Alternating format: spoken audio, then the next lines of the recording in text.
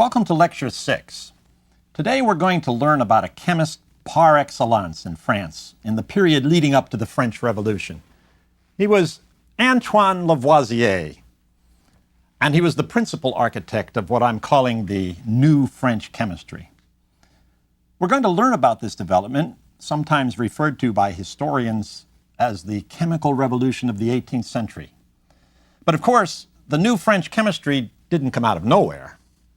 I described last time how, as we got closer to the beginning of the 18th century, chemists had begun to differentiate themselves from alchemists. There was a variety of ways in which this was done, and several different reasons why it became more and more common. We don't need to go back into all of that now. Let me just focus on one of the developments from the early 18th century that confirmed the growing separation between chemistry and alchemy. I'm referring to the appearance, development, and flourishing of the phlogiston theory as an explanation of combustion. I described to you how this theory was perceived as a rational enterprise by Georg Stahl, a German physician, who was trying to discredit alchemy by erecting a rational chemistry to oppose it. Briefly, he said that when something is burned, it lost an imponderable substance that it possessed. It lost its phlogiston. He was trying, in other words, to say more than what an alchemist would have said. An alchemist was more interested in the procedures that were successful than in why they worked. Get the formula right. Don't worry about why it works. That's why there was always something a bit mysterious about alchemical procedures. They didn't question why. Stahl was questioning why, and he was giving a reason. Something burned because it lost its phlogiston. Well, it caught on because phlogiston theory began to spread beyond Germany into France and England, especially during the years 1750 to 1770. Now, I want to focus in this lecture on the last 3 decades of the century and the new French system of chemistry that arose in those years. But before I do, there are 2 other factors that should be mentioned before we turn to our main concern. The first of these was the work of a man named Stephen Hales in England during the 1720s. Hales was an Anglican cleric who, like many of his vocation, was vitally interested in the world of God's creation. In his case, he was particularly interested in botany and chemistry. He conducted a lot of experiments in these areas. For example, he was curious about the fumes produced when various substances, especially plants, were heated in a flask. Now, at the time, the only gas known was atmospheric air. What I mean is that when Hales and others encountered foul-smelling fumes of some sort, they thought of it as atmospheric air that had been polluted. They didn't perceive it to be a separate gas. Now, when he noticed that there were fumes given off as a plant burned, he assumed that they came from the plant, that air had somehow been fixed into the plant and that the burning had set it free, polluting the air in the process. So he called the air produced when he burned plants fixed air for that reason. Fixed air was the air bound to a plant released when it was burned. So Hales helped to establish the idea that air was bound up or fixed in solid substances. I have to tell you that Hales was interested in the rough amounts of air he could release from its fixed state in various substances, but he didn't inquire about the properties of the air he obtained. Hales' work is the first factor, then, I wanted to describe to you before we get to the 1770s. The second factor has to do with the realization that weighing the fixed air released in a reaction could be important. Traditionally, experimenters were uninterested in the air, what we would call a gas, produced in chemical reactions. It simply disappeared up the chimney. I mentioned that even Hales, who did care about the fumes produced, even he wasn't interested in the properties of the various polluted airs or gases he got, only in the rough amounts. To get a basic idea of that, incidentally, he learned how to collect them over water, at least the airs that weren't soluble in water. But this began to change. One investigator around the middle of the 18th century, who realized the importance of weighing was a man named Joseph Black. Black held chairs in several different disciplines. Think of anatomy and botany, medicine, chemistry, in the universities in Scotland, in Glasgow, and in Edinburgh. And he did important work in more than one area as well. He was clearly a first-rate mind. Anyway, what we're interested in is some of the work he began in medicine. He was investigating the value of something called magnesia alba as an antacid. Now that's something we can appreciate. It's kind of nice to know we're not alone in the hectic times of our own modern era in suffering from indigestion. Well, Black was the kind of person who noticed things that others don't. In this case, he noticed that the exact same weight loss occurred in two different experiments involving this substance he was working on called magnesia alba. We know it as calcium carbonate. Here's the two experiments. In one, he added an acid to the magnesia alba. In the other, he heated the magnesia alba. When he added the acid to the magnesia alba, there was a reaction, and he was left with a residue. Let me call it residue 1, and there was an air, or gas, given off. When he heated the magnesia alba, he also got a residue. It was different from the one produced by the acid, so let's call it residue 2. But there was also, in this second case of heating the magnesia alba, an air given off. Now, as I said, Black noticed that the magnesia alba he started with lost exactly the same amount of weight in both cases. That tells us he was paying attention to the weights, something unusual for his day. So anyway, when he realized that the weight loss was the same in both cases, of adding the acid to the magnesia alba and of heating it, he naturally concluded that the release of the air in both cases had been fixed in the magnesia alba, and it was the same. This triggered his curiosity, and he decided to investigate the properties of this fixed air. Black was able to show that the air given off was the same, and that it was different from ordinary air. For example, if you put a candle in it, the candle went right out. One of his students showed that a mouse eventually died if forced to breathe the air produced in these experiments. Now, as I said earlier, it was generally assumed at the time that the various fumes encountered in nature were polluted forms of common air. Had this been a case of combustion, Stahl might have said that the common air had been polluted with phlogiston. But adding the acid to the magnesia alba was not a case of combustion. For whatever reason, Black decided that what he had produced was not polluted common air, but a different gas with its own properties. Black appropriated Hales's generic name, fixed air, for this specific new gas, which it turns out is what we call carbon dioxide. And from this point on, the phrase fixed air was used by chemists to identify Black's new gas. But notice what Black had done. By identifying a new individual gas with its own properties, Black opened up to chemistry the possibility that there might be many new airs or gases. And as you might predict, once this was realized, chemists quickly began devising new means for producing and investigating the properties of new airs. He did one more thing too, and it was because of Black, because he was the kind of philosopher who's able to think outside the box, that he was able to do this. To appreciate it, I want you to visualize with me two chemical equations, one below the other. Now, these are in your booklet, so if it helps to get the booklet, you might be able to see what's going on there. Okay, in the first equation, we have magnesia alba plus an acid on the left side of an arrow. And then on the right-hand side, it yields a residue. We'll call it residue 1, plus fixed air given off on the right side of the arrow. All right, in the second one below it, we have magnesia alba again, plus heat on the left side, and then that yields on the right a second residue, residue 2, plus fixed air given off. Now, here's where he thought outside the box.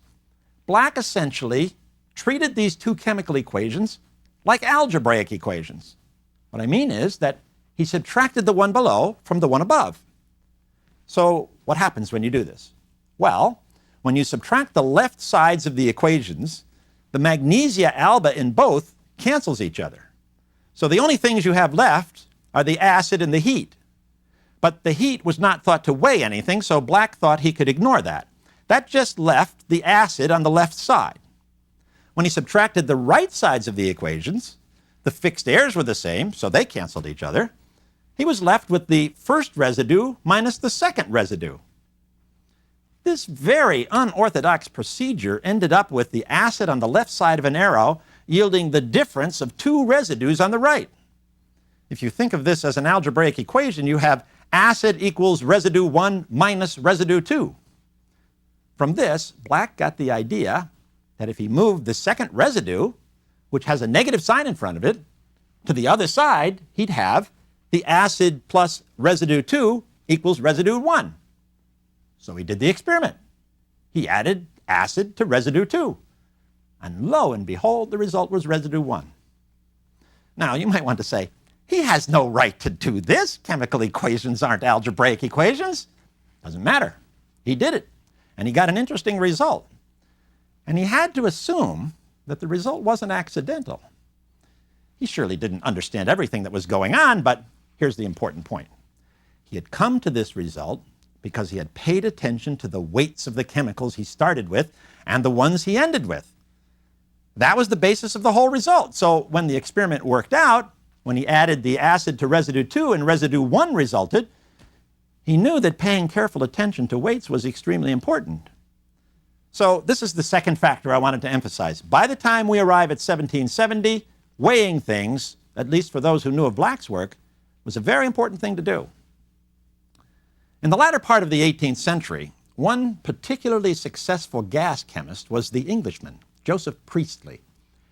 Now, Priestley was a dissenter, one of those Englishmen who wouldn't go along with the state religion of Anglicanism. He taught at one of the dissenting academies. He met with Benjamin Franklin when Franklin was in England. He was very interested in electricity, lots of other things. It was Priestley who, as much as anyone, identified and named numerous gases during the latter part of the 18th century. Now, Priestley was convinced of the phlogiston theory of combustion. He used it to help him explain the results of his experiments. Like Stahl before him, Priestley explained the rusting of metals as the loss of phlogiston from the metal. Now, Priestley and other phlogistonists had gotten used to reversing this process as well. They essentially tried, successfully, to add the phlogiston back to the calx to get the metal again. This was called reducing the calx. The way you did it was to heat the calx. There's nothing mysterious here. If to obtain the calx from the metal, its phlogiston was separated out, then to get the metal back, all you had to do was recombine the phlogiston with the calx. There is one slight problem here. Where are we going to get the phlogiston? We can't use the phlogiston we got when we originally separated it from the metal. That's long gone. So we need a new source of phlogiston. Priestley and others assumed that the new phlogiston was supplied by the charcoal that was burned to produce the fire he needed to reduce the calx back to the metal. Obviously, charcoal was extremely rich in phlogiston. That's why it burned so readily. So when charcoal was burned, it set free lots of phlogiston, some of which joined with the calx to reproduce the metal. We see here again the power of the phlogiston theory to account for the results of experiments. No wonder Priestley was so convinced of it. Well, all this was well and good, and then something happened that confused things. It was the summer of 1774.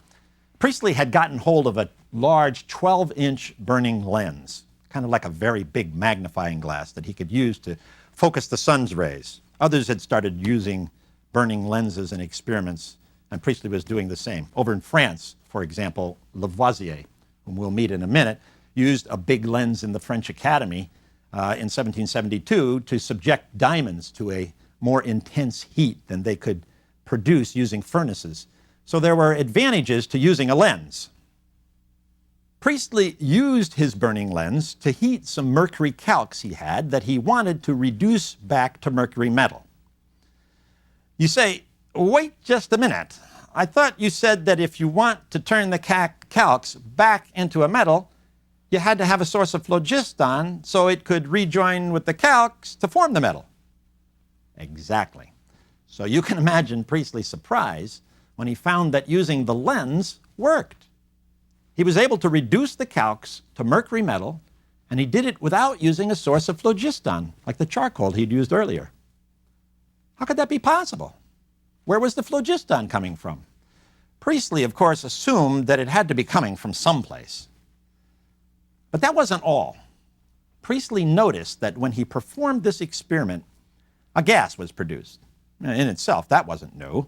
He'd noticed the presence of a gas when he reduced calxes using charcoal. No, it wasn't that there was a gas given off. It was the nature of this gas. Remember, I told you that Priestley was an expert at identifying new gases. He'd done more than most of the chemists of the 18th century. Well, this was an interesting gas. The most obvious property it displayed was that it readily supported combustion. If you put a candle under a jar with it, the candle burned brightly.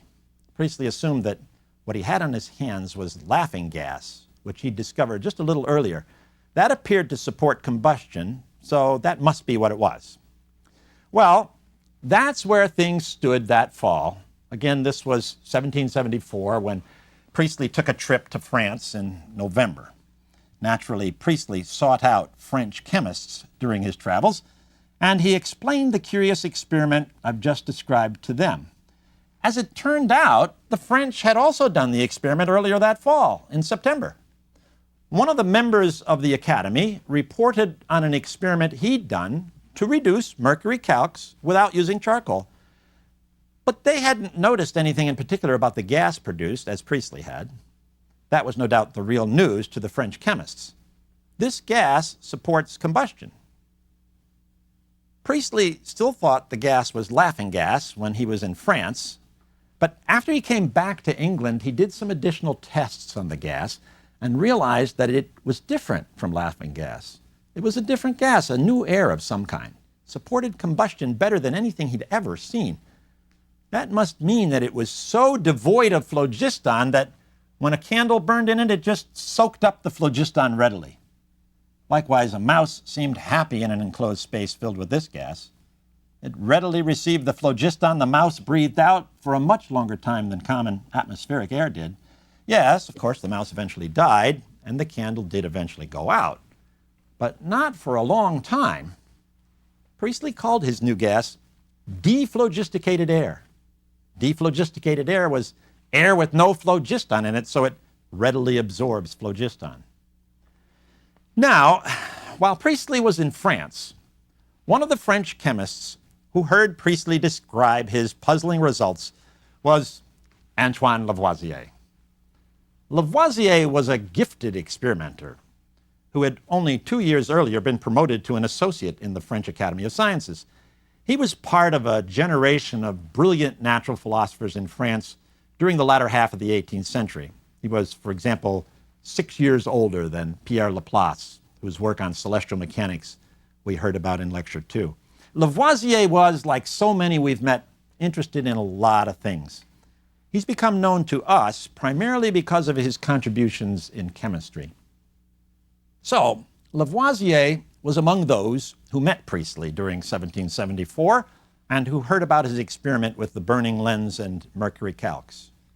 Like the other French chemists, by itself, the experiment wasn't that revealing. In fact, Lavoisier had been one of the chemists that had confirmed the September report of his colleague, who had reduced the mercury calx without charcoal. When he learned from Priestley that the gas produced supported combustion, something the French hadn't realized, he decided he'd do the experiment again. Now, earlier that same year, Lavoisier had translated and become familiar with the work of Joseph Black, whose careful quantitative approach he liked a great deal. He liked paying attention to weights.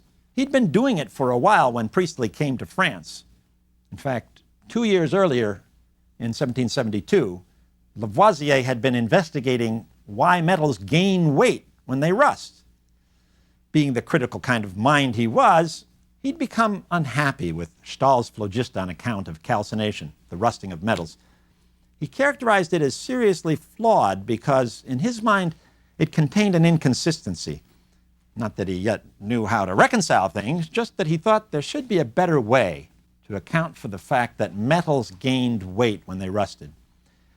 Clearly, he didn't buy Junker's suggestion of phlogiston having negative weight, if indeed he knew about it. What he suspected was that when a metal rusted, it was fixing air into itself. But how could it be doing that and losing phlogiston at the same time? That was why he didn't like Stahl's phlogiston theory. It didn't appear to be compatible with his new line of thinking. So he resolved to find out. By the time Priestley came to France, Lavoisier had been engaged for some time with experiments on fixing air into various substances. And he also did experiments on the release of fixed air from substances that contained it. It was back in the fall then of 1772 when Lavoisier was working on this series of experiments. He knew about the work of a colleague with phosphorus. The colleague, who had collaborated with Lavoisier on the diamonds with the burning lens, had shown that if you burn phosphorus, a vapor is produced as the phosphorus burns away. If you collect this vapor and then condense it, you get an acid. And the weight of the acid is always more than the weight of the phosphorus that burned away. So when phosphorus burns, it appears to gain weight. Where's the weight coming from? Lavoisier suspected that phosphorus was fixing air into itself. But the additional weight could be coming from water vapor in the air that was condensed along with the vapors. Clearly, there had to be some water vapor condensing along with the acid. By October, he'd figured out a way to tell what was what.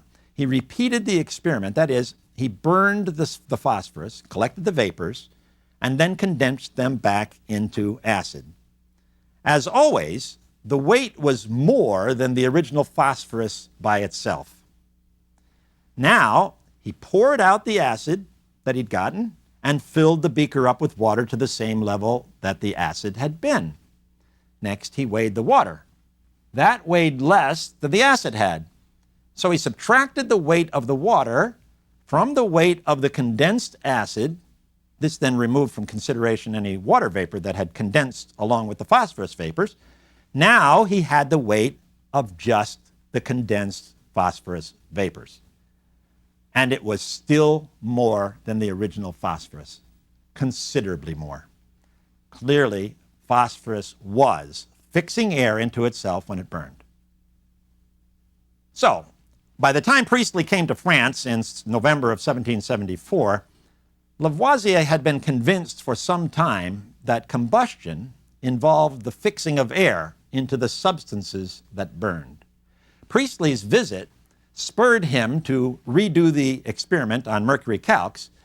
This time, he did the experiment using two different means of heating the calx. One with a burning lens, and two with a charcoal fire. And of course, he was alerted now to pay attention to the properties of the gases produced. What he found was that the gases he got in the two different experiments were very different.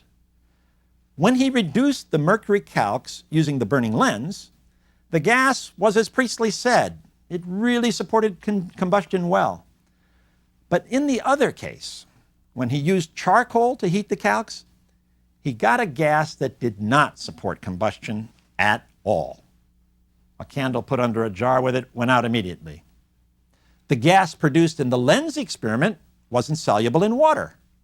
The gas he got when charcoal was used was readily dissolved in water. Lavoisier was aware that the air he got when using charcoal was Black's fixed air, what we call CO2. He concluded that the air he got when using the lens was pure common air, since, like common air, it supported combustion. But it did so very well, so it must be common air that's very pure. He didn't realize it was a gas different from atmospheric air. Now, all this he reported to the French Academy in the spring of 1775 in a famous Easter memoir.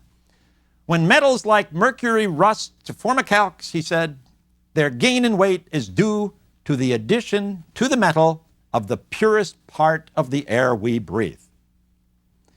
Now, meanwhile, over in England, Priestley had figured out a way to make crystal clear that the gas produced with a lens was a new gas, not common air. When Lavoisier reported his findings to the Academy, Priestley felt slighted. He hadn't been named. He felt he should have been given some credit. Furthermore, he corrected Lavoisier for having failed to see that the gas was a new specific gas. Now, the aftermath of this fascinating story contains several ironies I want to point out, and I don't think they should be missed. First, although it was Priestley who was the one who realized that the air produced using a lens was not pure common air but a new gas, it was Lavoisier who named the new gas, oxygen. Lavoisier named it oxygen in 1777 because he thought it was the cause of acidity, so oxygen or acid maker. There was an error on Lavoisier's part, incidentally. Subsequent developments would reveal that he should have given that name to hydrogen. So that's the first irony. Another has to do with a real advance for which Lavoisier deserves credit. I'm speaking here of the law of the conservation of matter. You know, the law that says matter can neither be created nor destroyed, but can be transformed from one kind into another. Lavoisier didn't claim that he originated this rule for experimental physics, but he did think that he played a role in bringing it into chemistry. In 1789, he published his famous capstone book, The Elementary Treatise on Chemistry. In it, he said, "It's a fundamental truth that in all operations there's the same quantity of matter before and afterwards," or something like that. For his service in bringing this law into chemistry, he's been frequently heralded as the father of modern chemistry. With it, we do seem to have come a long way into what Stahl liked to call rational chemistry. Now, a consequence of this achievement was that Lavoisier dispensed with the imponderable substance called phlogiston. Combustion was not the release of phlogiston, it was the addition or fixing of oxygen. And that's another reason why Lavoisier is called the father of modern chemistry, because he got rid of imponderable phlogiston and insisted that all material substances had to balance on both sides of the process. Here's where the second irony comes in. Not quite. Lavoisier himself believed that there was a weightless substance involved in the process of combustion. It was heat. We're going to talk about this again when we get to lecture 29 down the road, but for now, you should know that lots of people thought of heat, as Lavoisier did, as a weightless elemental substance. And that idea would stay around for a good long time, as we'll see, and it would be a very profitable idea. It would be a very profitable idea. Lavoisier thought that heat was a weightless element that combined with air.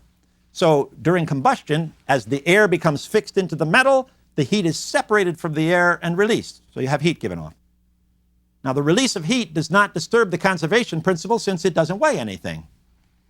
The presence of a weightless substance in both the old and the new chemistries of the late 18th century meant that it would take some time for the new oxygen-based understanding of combustion to become the consensus view. Many Germans, for example, remained completely devoted to their countryman Stahl's theory well after Lavoisier's theory became known. And Priestley, for that matter, never gave up his belief in phlogiston. So does this episode tell us anything in particular about the process of scientific change? Of course it does. For one thing, it shows us that major changes in our views of nature often don't occur suddenly as the result of a single person's insight in which everything becomes clear. Sometimes in retelling the story, we make it a little clearer than it actually was. I suppose we have to forgive ourselves somewhat for that. We want to make it a nice logical development. That's our image of natural science. But lots of contemporary scientists will tell you that science can be messy business. Trying to get things straight and consistent, it's very hard to do. It takes time. So history is good here. History can keep us honest, tell us what it's really like. Breakthroughs in the history of science have more often come about because many people contribute to a complex sequence of events that eventually produces a consensus view. That shouldn't really surprise us.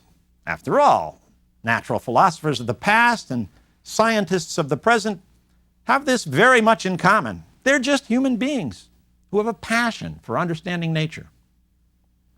We'll see this again in future lectures. In fact, we'll encounter it in the next two lectures. This time, in attempts to understand the nature of living things.